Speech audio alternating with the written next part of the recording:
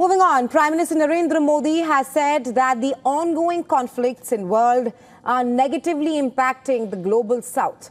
Speaking at the East Asia Summit in Laos, he also backed a rule-based Indo Pacific region and spoke about ensuring freedom of navigation. Prime Minister Modi said that the peace, security and stability of the South China Sea are in the interest of the entire Indo Pacific region. Prime Minister Modi was given the first opportunity to address the East Asia Summit right after the host and the incoming chair. He was accorded this honor for being the only leader in the room to have participated in the greatest number of East Asia summits. This comes a day after Prime Minister announced a 10-point plan to strengthen the comprehensive India-ASEAN partnership at the 21st India-ASEAN Summit at Laos on Thursday.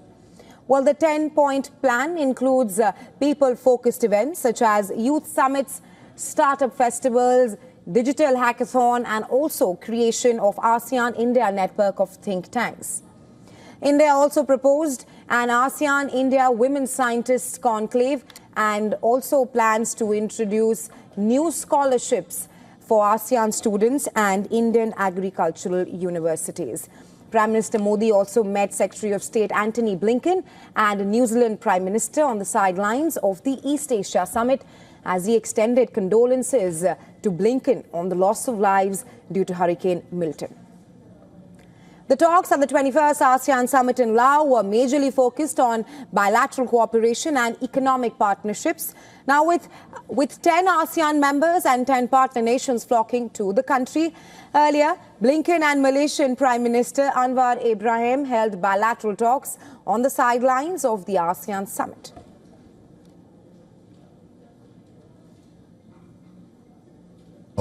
Prime Minister, it's so good to see you, and thank you so much for taking the time to meet.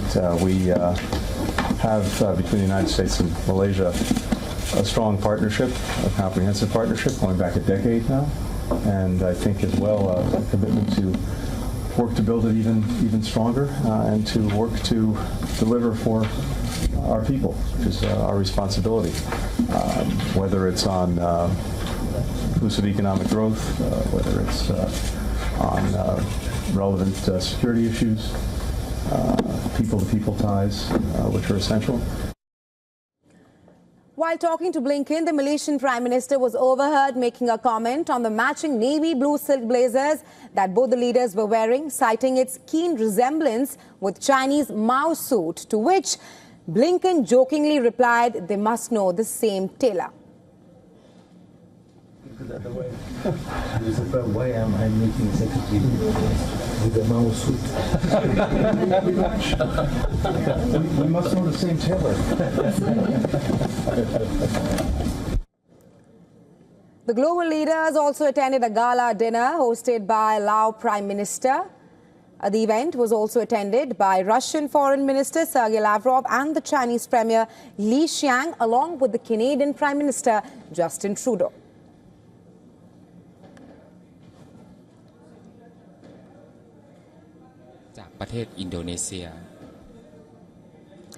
For more on this, WION's Assistant Editor for Foreign Affairs, Siddhant Sibal, is joining us live. Hi, Siddhant. Take us through the key highlights of Prime Minister Modi's speech at the East Asia Summit, where he highlighted that the conflicts in the world, the two wars that we are facing, the Ukraine-Russia war and the war in Gaza, all these wars are impacting the global south negatively. Well, yes, the Indian Prime Minister Narendra Modi has almost concluded his Laos visit when it comes to the ASEAN meetings and East Asia Summit. He is due to shortly leave Laos. But essentially earlier today, we saw that significant speech at the East Asia Summit where the focus was from everything from Myanmar, the situation in that country, to, of course, South China Sea. Especially, of course, as you have already pointed out, the Indian Prime Minister mentioned about Indo Pacific, something that has been permanent fixture of Prime Minister's speech globally as well. We saw similar comments at the Quad Summit in Delaware. But essentially, when it comes to conflicts, whether it is the Ukraine conflict or the West Asia conflict, the Indian Prime Minister highlighted that it impacts the global south. But when it comes to Myanmar, open public support for ASEAN's 5-point initiative and calling for restoration of democracy in Myanmar by the Indian Prime Minister is indeed significant. But essentially, he also listed how India has been supportive of the grouping, especially in terms of the humanitarian disasters it has been facing. We know typhoon hit the region, and India was one of the first responders under its operation, which saw humanitarian support for Myanmar,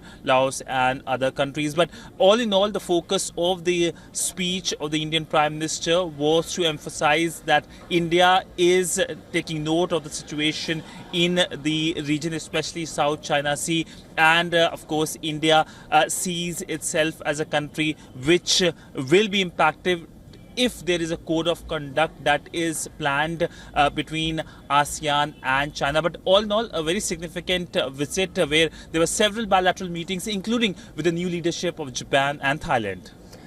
Right, so now let's also talk about how India has completed 1 decade of India's Act East policy. And like you mentioned, that Prime Minister Modi has wrapped up the ASEAN Summit and the East Asia Summit as well. Talk to us about how all of this highlights India's Act East policy, especially with Prime Minister Modi being one of the leaders to attend at least 9 East Asia summits out of the total 19 held so far. Well, yes, when it comes to a decade of Act East policy, the focus has been everything from connectivity to capacity building to humanitarian assistance. In fact, one of the key aspect of the decade of 10 years of the Act East policy has been the intensive engagement with the ASEAN grouping in the first 100 days of the Modi government. Now, Prime Minister is in Laos, but he has been to Singapore and Brunei just in the first few months of his third term. The Indian President was in Fiji, she was in Timor-Leste, and of course we know that India has been supporting the region in terms of the disaster it faced in terms of the typhoon. But all in all, it's a region with which India has a lot of cultural connect in terms of Ramayana as well. We saw the Indian Prime Minister being welcome in a way to showcase the cultural connect, and for that India has announced a lot of funding for Laos to preserve their Ramayana related heritage. So there are several pillars of this relationship with ASEAN. First, of course, is culture. We have already discussed about that. Then there is the economics aspect, and the third, of course, is the security aspect. In fact, the significant aspect of the relationship has been the announcement of exercises between India and ASEAN navies, which of course shows that how both sides are engaging further on that aspect. Right, Siddhan, absolutely. Thank you for joining us on the show with your insights of this.